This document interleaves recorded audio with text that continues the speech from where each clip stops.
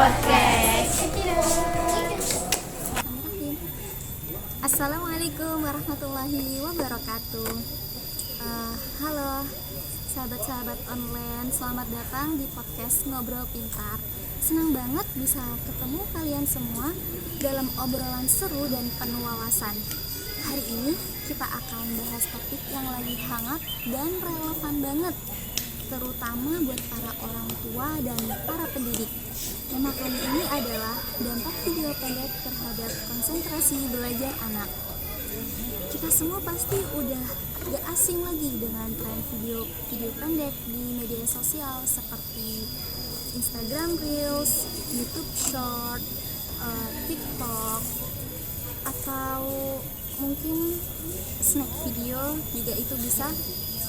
Nah, fenomena ini mulai dari kalangan anak-anak sampai orang dewasa itu banyak banget yang betah berjam-jam meluangkan waktunya untuk men-scroll video-video pendek di platform tersebut. Tapi, tahukah kalian semua, kebiasaan ini itu ternyata bisa berdampak negatif, terutama terhadap konsentrasi belajar anak. Untuk membahas lebih dalam, kita kedatangan dua narasumber yang luar biasa. Yang pertama ada Mbak Navia Tidra, yaitu mahasiswi dari Universitas PPIQ, Fakultas Tarbiyah dan Ilmu Keguruan, sekaligus memiliki minat di bidang psikologi dan ilmu parenting anak di era digital. Dan yang kedua ada Mbak Dini Fitria Irbah, seorang mahasiswi dari Universitas PPIQ jurusan Pendidikan Agama Islam, sekaligus seorang pendidik di salah satu sekolah swasta di Jakarta. Terima kasih Kak sudah bergabung, Mbak Navia dan Mbak Dini. Terima kasih Mbak, senang bisa berbagi di sini. Terima kasih, senang bisa ikut berdiskusi di sini.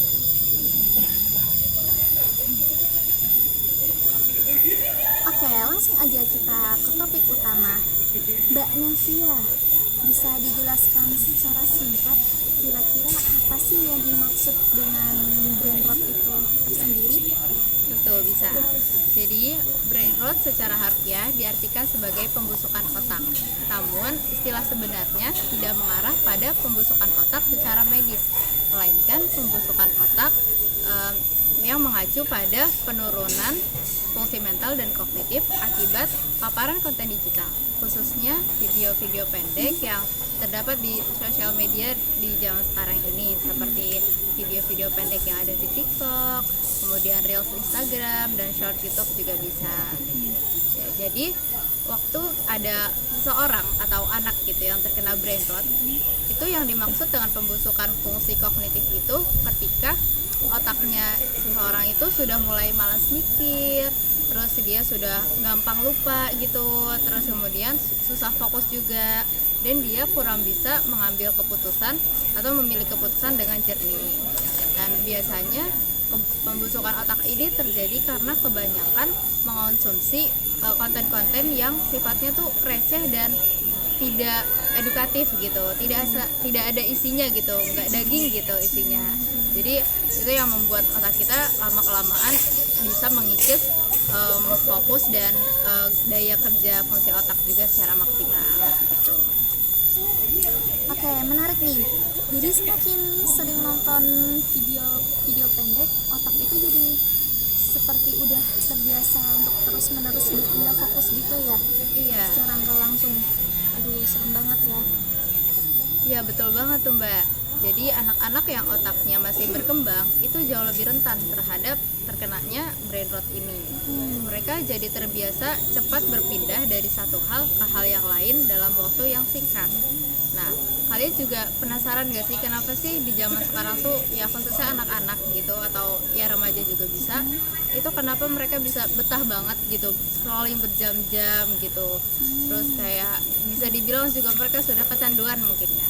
Nah, itu karena algoritma video pendek itu memang dirancang untuk memberikan stimulasi cepat dan menarik perhatian dalam waktu singkat.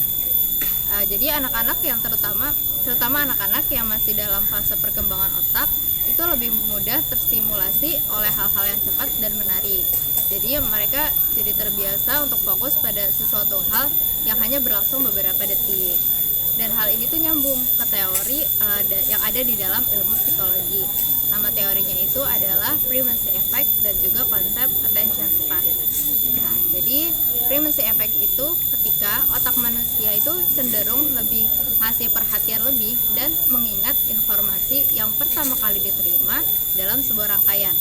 Jadi di dalam 7 detik pertama itu udah otak kita tuh udah mulai bisa menentukan tuh apakah kita lanjut ke nonton video ini atau kita skip. Nah, kemudian kalau attention span ini soal berapa lama otak kita bisa fokus tanpa terganggu.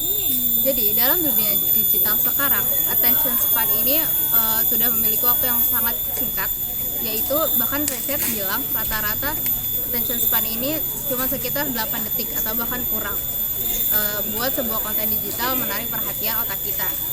Jadi di 7 detik pertama ini krusial banget untuk membuat otak kalian menentukan apakah mau lanjut nonton atau skip.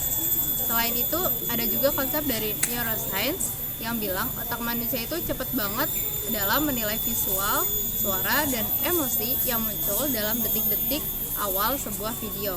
Jadi misal kalau di dalam awal-awal detik video itu ada suatu hal yang men-trigger otak kita atau ada pemicu gitu yang membuat diri kita tuh jadi penasaran akan konten tersebut atau konten tersebut tuh relate gitu sama kehidupan yang kita alami mungkin, itu kita bakal langsung otomatis kayak tanpa sadar kita langsung nonton aja tuh terus gitu. Tapi kalau kita tidak ada kalau otak kita tidak ke trigger gitu oleh konten itu, ya kita bisa langsung skip gitu.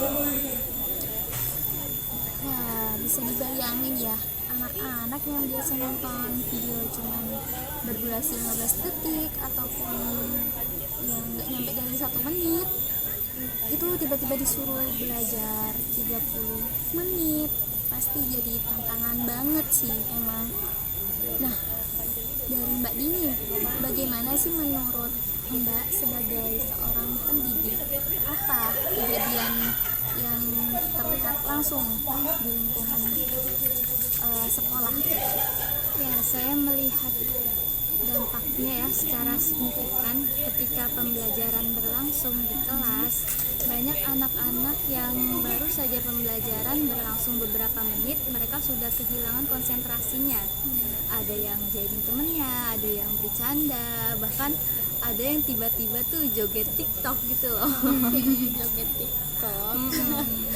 Jadi mudah terdistraksi gitu ya, dan gak sabar. Kemudian ketika saya memberikan tugas di kelas, tugas yang membutuhkan waktu agak lama dan kemampuan berpikir mendalam seperti menjawab esai, membaca paragraf yang panjang, atau menulis cerita, mereka tuh baru aja beberapa menit udah nyerah aja gitu di tengah jalan.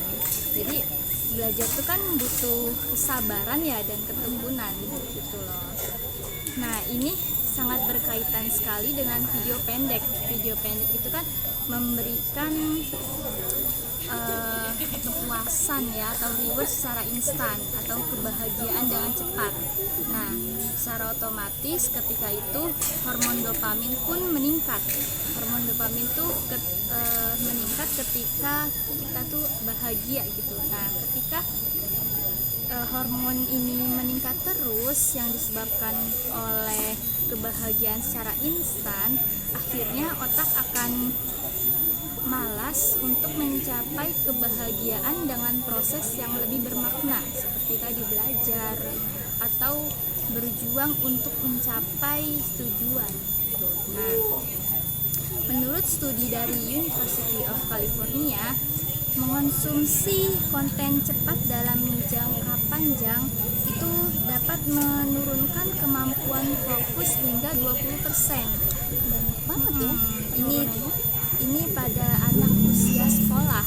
Nah, ini artinya mereka bukan hanya sekedar kehilangan fokus yang sesaat saja, tapi benar-benar tuh mengalami penurunan kemampuan kognitif yang bisa mempengaruhi performa belajar secara menyeluruh. Seperti itu. Wah, berarti video pendek itu bisa bikin anak terbiasa ya dengan kepuasan instan yang akhirnya mereka nggak sabaran untuk proses belajar yang membutuhkan waktu yang lama. Mengkhawatirkan sekali ya fenomena ini. Ngomong-ngomong nih soal brain rot itu, kalau boleh tahu Mbak Nevia dan Mbak Dini, kira-kira apa sih tanda-tanda awal dari seseorang, terutama anak-anak ya, yang mulai terdampak dari brain rot ini? Oke, mungkin bisa saya? Iya, boleh. Oke. Baik, ini pertanyaan yang bagus sekali. Jadi dari sisi psikologi, tanda awal atau gejala awal gitu ya, yang paling umum dan mungkin paling bisa kelihatan gitu. Gimana sih cara kita bisa tahu kalau seorang anak itu terkena brain rot nih sebenarnya gitu? Itu adalah bisa dilihat dari penurunan kemampuan seorang anak mempertahankan fokusnya, mempertahankan fokus dalam waktu yang lama. Jadi anak-anak ini gampang gelisah atau mudah merasa cepat bosan kalau dikasih aktivitas yang membutuhkan proses memikir yang cukup lama gitu, seperti mengerjakan tugas. Itu kan kerjaan tugas tuh kan nggak bisa ngasih ya itu dopamin itu secara cepat ya gitu, dan itu membutuhkan fokus yang lama gitu kan dalam jangka waktu lama. Itu kalau anak sudah terkena brain rot, itu bisa kelihatan dia bakal ya uring-uringan gitu istilahnya. Tantrum. Iya, tantrum. Dia nggak sabaran gitu, pengen cepet-cepetan selesai ini gitu. Makanya pas di sekolah juga gitu ya, jadi kurang fokus. Ya, selain itu juga mereka bisa ditunjuk si brain rot ini bisa terlihat dari seorang anak yang memiliki perubahan mood yang drastis, seperti kayak mudah marah atau frustasi jika tidak diperbolehkan menonton video pendek. Kan sekarang kita udah bisa kita bisa banyak temuin ya di mana-mana, kayak balita umur 3 sampai 4 tahun itu udah dicekokinnya tuh HP gitu ya. Iya, benar banget. Ya itu emang sih waktu dia main HP itu jadi anteng, tapi sebenarnya dampak kedepannya itu yang harus kita aware gitu sih, harus kita waspadai gitu, kita pikirkan. Nah, Jangka panjangnya ya. iya betul, efek jangka panjangnya. Karena kalau misalkan ya iya saat itu kita bisa ngasih HP, tapi ketika nanti kita tidak bisa memberikan HP, ya pasti dia akan tantrum gitu kan. Iya, betul. Iya. Terus anak yang memiliki brain rot itu juga sama seperti tadi, mereka cenderung mencari kesenangan instan dan menunjukkan ketidaktertarikan terhadap aktivitas yang butuh kesabaran, kayak seperti membaca atau bermain puzzle. Itu dia nggak sabaran. Kesabarannya. Wah, jadi fenomena ini bukan menyerang fokus aja ya, tapi Betul. juga udah nyentuh aspek emosi dan perilaku. Betul sekali. Ya, jadi ini tuh yang sering tidak disadari juga oleh para orang tua dan pendidik mungkin, bahwa brain rot ini bukan cuma tentang anak menjadi malas belajar, malas sekolah, tapi juga menyangkut cara kerja otak mereka dalam memproses informasi dan mengatur emosi, yang dimana hal ini yang bakal berdampak panjang gitu untuk kehidupan dia ke depannya. Mungkin kalau dari sisi pendidikan sendiri itu seperti apa ya, Mbak Dini? Ya, jadi ketika di kelas anak-anak yang terkena brain rot itu mereka hanya bisa fokus di saat di awal pembelajaran saja. Kemudian mereka juga sering mempertanyakan hal yang sudah saya jelaskan sebelumnya. Itu karena mereka tidak menyimak penjelasan secara utuh, secara keseluruhan. Selain itu, mereka juga cenderung menghindari aktivitas pembelajaran yang membutuhkan pemahaman yang kritis dan waktu yang agak panjang, seperti menganalisis, berdiskusi, atau membaca, ya seperti itu. Bahkan saya pernah memberikan opsi di kelas bagaimana siswa untuk memilih gitu, mau ujian esai yang berjumlah 10 atau PG yang berjumlah 30. Nah, mayoritas tuh memilih yang PG 30 gitu loh. Padahal jumlahnya banyak ya. Iya, dibanding esai yang 10. Iya, karena kan esai membutuhkan konsentrasi gitu. Cukup banyak gitu ya untuk mikir itu. Jadi secara nggak langsung anak-anak ini sebenarnya mereka nih kehilangan kemampuan untuk berpikir panjang dan mendalam ya. Sangat disayangkan, apalagi mereka dalam usia pertumbuhan otak itu kan lagi apa ya, bagus-bagusnya tumbuh. Kok mereka tidak dimanfaatkan untuk berpikir gitu ya. Jadi sayang banget. Ya, betul sekali. Ini juga sangat berdampak pada kualitas pembelajaran mereka dalam jangka waktu yang panjang. Nanti untuk SMP, SMA, bahkan sampai kuliah, seperti itu. Wah, menarik banget ya obrolan kita. Ngomong-ngomong nih, kalau kita kilas balik ke masa-masa kecil kita, rasanya tuh kalau belajar dengan tenang tanpa gangguan digital itu kayaknya di zaman kita tuh masih jarang ya terdistraksi sama digital. Iya, Zaman benar banget. sekarang. Nah, ini jadi PR untuk para orang tua dan para pendidik tentunya dalam menghadapi anak yang terkena banjir konten digital yang begitu cepat dan menggoda pastinya. Jadi orang tua dan guru benar-benar perlu waspada dan mengenali tanda-tanda awal sebelum menjadi semakin besar.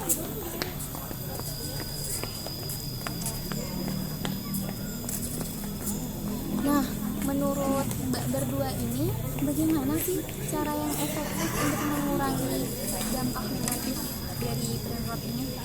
Itu saya sebagai pendidik yang berperan aktif di dalam kelas ya, hal yang saya lakukan yaitu yang pertama, membuat pembelajaran tuh semenarik mungkin dan semenyenangkan mungkin, tapi tetap memperhatikan kualitas konsentrasi mereka. Seperti itu, misalnya membuat proyek, atau enggak diskusi kelompok atau kuis permainan seperti itu. Atau ada teknik Pomodoro, yaitu 20 menit belajar, 5 menit istirahat gitu. Atau bisa juga mengintegrasikan antara teknologi dan perkembangan zaman dengan pembelajaran, seperti membuat konten gitu. Ini konten. Iya, betul. Satunya. Jadi kalau untuk anak-anak nanti bisa lebih spesifik Bu, kalau memberi tugasnya. Biasanya kalau yang berhubungan dengan teknologi itu biasanya Mbak seperti apa memberikan tugas kepada mereka? Teknologi ya, anak SD, salah satunya murid saya gitu ya, khususnya. Teknologi yang tadi saya jelaskan, membuat konten yang beredukasi gitu. Tapi saya juga sebelumnya berkolaborasi dengan orang tua para wali murid. Jadi saya nggak hanya menyuruh siswanya, tapi saya juga berkolaborasi juga dengan para wali murid agar mengawasi ya, karena kan masih SD, jadi masih perlu pengawasan lebih dari orang tua gitu terkait membuat konten gitu. Mungkin dari Mbak Novia. Oke, jadi tadi pertanyaannya bagaimana cara efektif untuk mengurangi dampak negatif ini ya? Iya. Oke, jadi sebenarnya kalau dari segi parenting anak mungkin itu caranya banyak sekali, karena kan pendidikan pertama yang didapat dari anak itu kan di keluarganya ya, di rumah gitu. Jadi sebagai orang tua pasti banyak sekali cara-cara yang bisa dilakukan untuk banyak sekali cara-cara yang dapat dilakukan dari orang tua supaya mencegah anak terkena brain rot. Jadi Di sini kita bisa dari orang tua itu bisa memberikan pembatasan waktu penggunaan bermain media sosial atau gadget.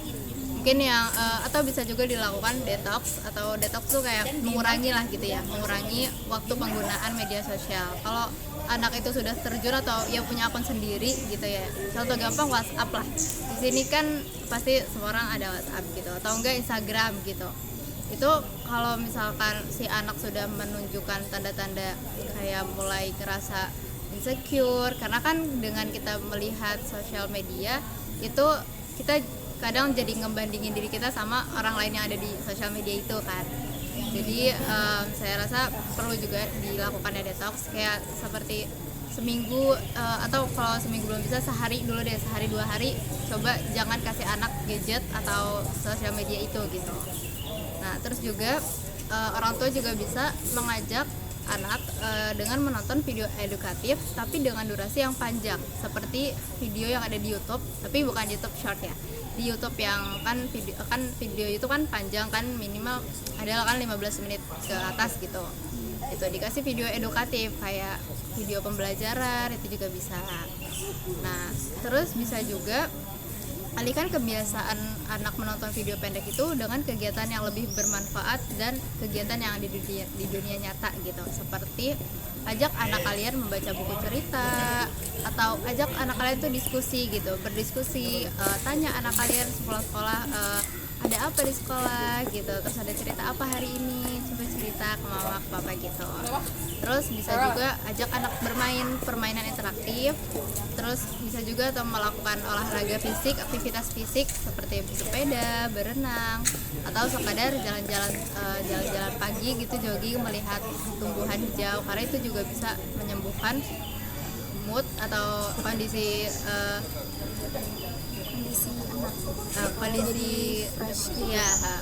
masih anak jadi stabil lagi gitu.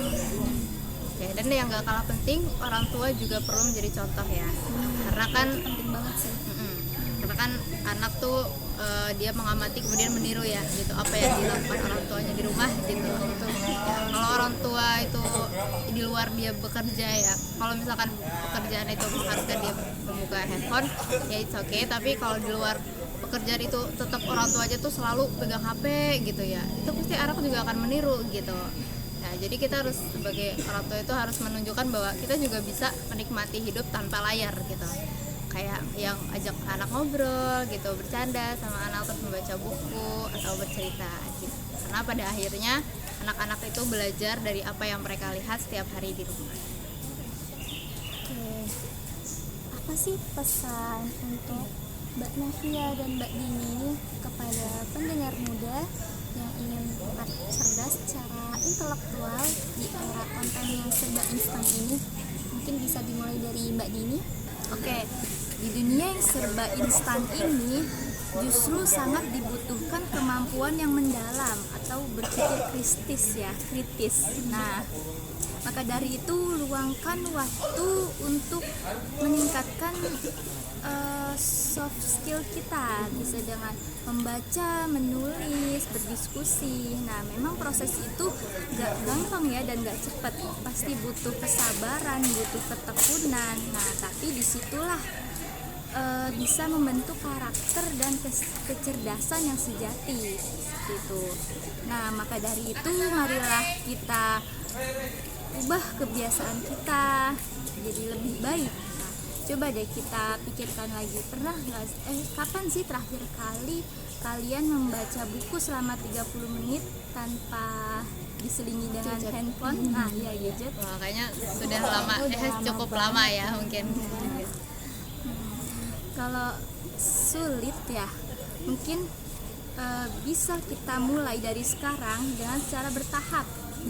Mungkin pekan ini nih, bisa pekan ini sehari 2 lembar misalnya, atau sepekan ini kelasnya sepekan 10 menit lah. Nah, untuk pekan depannya